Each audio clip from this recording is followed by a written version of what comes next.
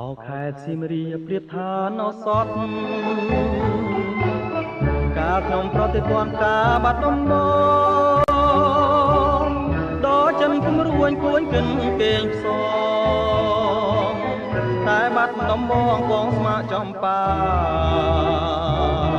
ឥឡូវបានយល់ចំពេសៀមរាបក្រអូបជួតជ្រាបពោពេញអរាទ្រូងបងបានស្បាយពីរឿងស្នេហានៅកាចំបាឲ្យរៀមក្រៀមក្រមរយព្រួយរយនឹករយសានទន្ទឹងពុំឃើញនំនឹងដែលជ្រៀងផ្ដាផ្ដាំកន្លងក៏ទៅជាយូរខែឆ្នាំតាឲ្យទ្រាំចាំដេចទៅ